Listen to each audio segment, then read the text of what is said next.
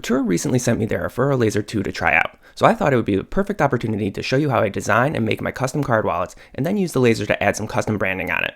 Let's get to it.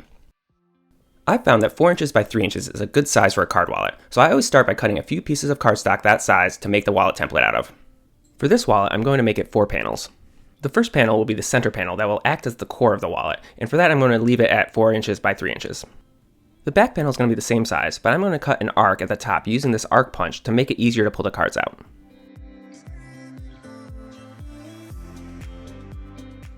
I'm also going to cut 3/4 of an oval at the bottom using this punch to allow me to also push the cards out with my thumb.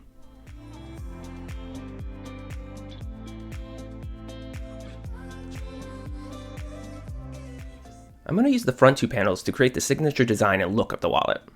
This is where you can have some fun because as long as you keep the width at 4 inches, you can really cut any shape you want. I decided to cut this kind of angled front panel strip that also leaves the front bottom left corner open. I just made measurements as I went to keep everything aligned vertically. Again, you can really make this any shape you want. For the front middle panel, I just traced the top of the front panel a little higher than where the front panel will be attached. And with that, all 4 panel templates were ready to be used to trace the outlines onto the actual leather panels. But first, I'm going to try to engrave some custom branding onto some leather with the Aufero Laser2 I was just sent to check out. I've literally never used a laser before, but I know that there can be some scorching around the edges of the engraving. So to hopefully help prevent that, I'm going to apply this very low-tack transfer tape on top of the leather. I applied an oversized piece on top of the leather, and then I just flipped it over and cut off the excess. With the leather prepped, I moved on to setting up the laser to engrave my logo onto some panels. Alright, so I don't have any good ventilation set up inside yet, and I'm too excited to try this thing out. So, it's a beautiful day, I figured driveway shop it is. I'm using software called Lightburn to set up and control the laser. I asked a few friends who have used this for leather for setting recommendations for engraving leather, and they recommended starting with a speed of 1500 and the power set at 25%. Even with the recommendations, I figured it would still be smart to do a test engraving before doing the actual panels. So I cut a small scrap piece of leather and then taped it to the wasteboard. Taping it down will not only ensure the wind doesn't move the piece of leather, but it will also prevent the leather from curling up as it's being engraved, which I heard can be an issue. Focusing this laser could not be easier because included with the laser was a small piece of acrylic that you set on top of whatever you're going to engrave. Then you simply move the laser down until it sits flush on the piece of acrylic, tighten the thumb screw, slide the acrylic piece off, and the laser is perfectly focused. To align the laser, I simply centered it above the piece. The software then has this super handy framing feature that when clicked shows you the exact outer frame of the engraving, so you can visually see if the engraving will fit on the piece that you're engraving. Alright, I got everything set up. All I have to do is hit start, and yeah, let's see how this works. Wish me luck. Alright, it just stopped. First impressions before I even look at the results is it smells really bad, but I was warned about that, so another good reason to be outside. And 2, I can't believe how quiet it is. It was super, super quiet, which is really, really nice. So anyways, let's see how it worked. Oh, well, it looks like it engraved. Take the blue tape off. All right, moment of truth. Oh my goodness. Oh, check this out. See if I can focus it. Oh my God. Oh, there you go. Look at that. First try. That came out awesome. Wow. I'm impressed. All right, I think that is actually perfect. I can't believe it for the first try. So I think what I'm gonna do is move on to actually engraving the real pieces to use for the wallet. Let's go.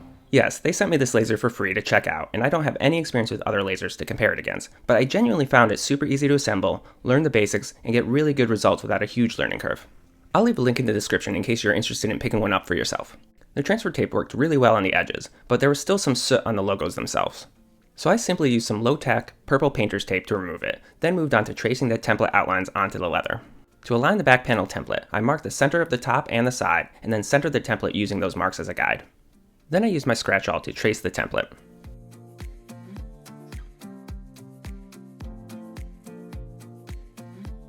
Next, I used the arc punch to cut the top notch and the oval punch on my arbor press to cut the thumb push slot on the bottom.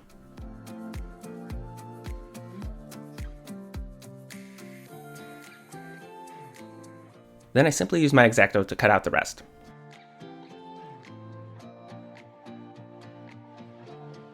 For the front panel, I aligned the template within the logo grid I lasered, and then I again traced it with my scratch awl. I then repeated this process for the other two panels.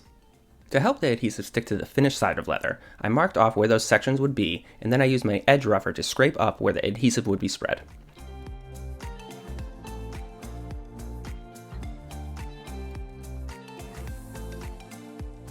To help the card slide in and out of the wallet easily, I used some tokonol and a glass slicker to coat all the unfinished sides of the leather, being careful not to apply it to the edges where the adhesive would be spread. With everything prepped, I moved on to attaching all the panels together, and I used Tandy Leather's EcoWeld adhesive to do this. EcoWeld is super easy to use. You simply apply some to both surfaces, wait for them to get tacky, and then stick them together.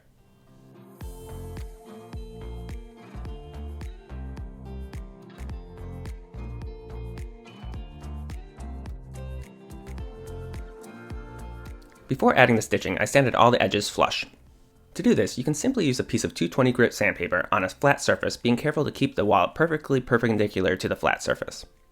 But my buddy Andrew of Andrew Richard Makes recently converted a benchtop grinder into an edge burnishing system for me, which includes a sanding attachment, which made this process way faster and easier. Sanding the edges flush always leaves a little lip at the edge, which you can easily remove with an edge beveler. But I like the look of a more square edge, so I carefully remove it with some sandpaper instead.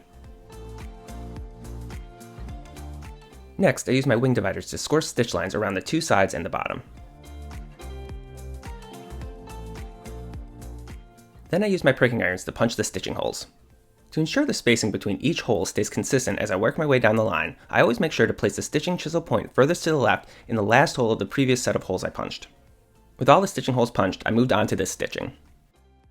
I made a video dedicated to leather stitching where I go in depth into the process of how to do this saddle stitch and others, and I'll leave a link above in case you want to check it out. But at a high level, what I found is easiest is just pick a sequence and stick to that. For example, I always start by using the right needle to stitch from the back and then stitch the left needle from the front into the same hole but in front and under the right needle's thread. If you continue this sequence, you'll get a very nice looking stitch pattern in my experience. With the stitching done, I worked on finishing all the edges. I start by spreading a small amount of tokonol on the edges with my finger and then use an edge slicker to burnish the edges. You can easily do this with a standard edge burnishing tool, but the burnishing system Andrew made me also has a burnishing attachment, which made real quick work of this.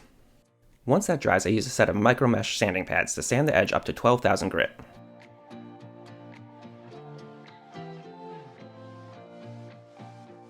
Then I add one more thin layer of tokonol to the edge again, before polishing it up with a piece of canvas. And with that, the wallet was done. If you enjoyed this video, please consider hitting that subscribe and bell button. I also post a lot of behind the scenes and smaller scale projects as Ethan Carter Designs on Instagram and would love to have you follow me there as well. I also just launched a Patreon and Buy Me a Coffee for anyone that's interested in supporting my channel and helping me to keep learning and sharing these projects and videos. I've left links to both of those in the description if you're interested and able to support my channel. Thanks for watching, and I'll see you on the next one.